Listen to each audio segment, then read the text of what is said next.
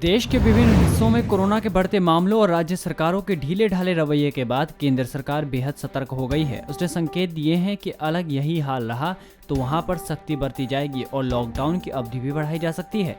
साथ ही हाल ही में दी गई विभिन्न छूटों को भी समाप्त किया जा सकता है। फिलहाल केंद्र की विशेष टीमें कुछ राज्यों का दौरा कर वहां के हालात का जायजा लेंगी। बाद में इनका दायरा बढ़ाया जा सकता है। केंद्र को उम्मीद है कि लॉकडाउन के दूसरे चरण में संक्रमण के फैलाव पर काफी अंकुश लगाया जा सकता है, लेकिन कुछ राज्यों ने जिस तरह का व्यवहार किया है और छूट बढ़ाने की कोशिश की है, उससे स्थितियां नाजुक बनी हुई हैं। मध्य प्रदेश, महाराष्ट्र, राजस्थान के हॉटस्पॉट क्षेत्रों के हालात भी नाजुक हैं, जबकि पश्चिम बंगाल में खतरा बढ़ा है। वहां पर प्रगति ज्यादा दिखाई नहीं दे रही। राज्य सरकारों का रवैया चिंताजनक है। चीन के वुहान शहर से शुरू हुए कोरोना वायरस ने इस समय अमेरिका में सबसे भयावह रूप लिया है। ताजा जानकारी के अनुसार बीते 24 घंटे में यहां कोरोना वायरस से 1433 लोगों की मौत हुई। हालांकि कोरोना कहर भारत पर भी जमकर बरपा है। यहां पर वायरस से निपटने की दिशा में राहत भरी खबर देते हुए सरकार ने सोमवार को कहा कि देश में अब संक्रमण के मामले दोगुने होने की दर धीमी होकर 7.5 दिन हो गई है तथा एक पखवाड़े में 59 जिलों में कोरोना वायरस का एक भी मामला सामने नहीं आया। इस बीच कुछ राज्यों ने अर्थव्यवस्था को हो रहे नुकसान को थामने के लिए लॉकडाउन की कुछ पाबंदियों में ढील देने की घोषणा की है। वहीं तमिलनाडु, कर्नाटक ने दिल्ली की तरह 3 मई तक कोई ढील नहीं देने का फैसला लेकर कड़े प्रतिबंध जारी रखने को प्राथमिकता दी है।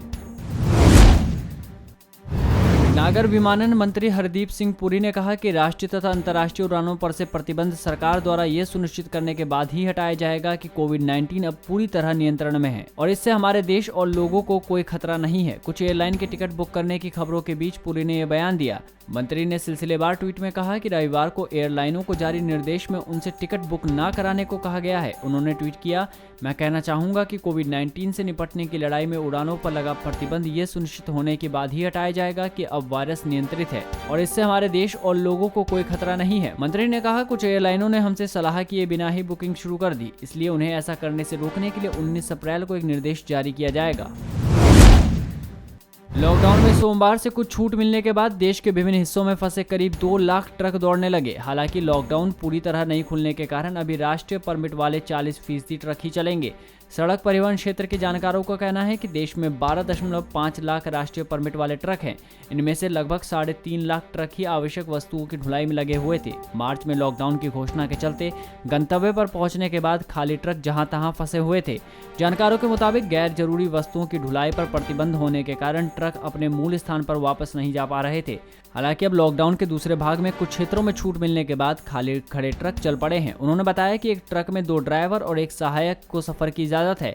खाली ट्रक के ड्राइवर भी काम पर आने लगे हैं। गैर आवश्यक वस्तुओं की ढुलाई होने लगी है। लॉकडाउन में छूट के पहले दिन लगभग 2 लाख ट्रक सड़कों पर रफ्तार भरने लगे। वैसे भी राष्ट्रीय परमिट वाले 40% ट्रक ही चल पाएंगे। देश की सबसे बड़ी ट्रांसपोर्ट यूनियन के नवीन गुप्ता ने बताया कि लॉकडाउन पूरी तरह से खुलने के बाद ही 100% ट्रक चल पाएंगे। मुख्यमंत्री योगी आदित्यनाथ ने 10 या उससे अधिक कोरोना पॉजिटिव केस वाले जनपदों में लॉकडाउन व्यवस्था को पूरी तरह जारी रखने के निर्देश दिए। उन्होंने कहा कि संक्रमण को नियंत्रित करने के लिए लॉकडाउन के नियमों और सोशल डिस्टेंसिंग का कड़ाई से पालन जरूरी है। मुख्यमंत्री योगी आदित्यनाथ ने सोमवार को अपने सरकारी आवास पर टीम 11 की बैठक में लॉकडाउन व्यवस्था की समीक्षा की। उन्होंने निर्देश दिए कि कोटा, राजस्थान से प्रदेश वापस लौटे सभी बच्चों को होम क्वारंटाइन में रखा जाए।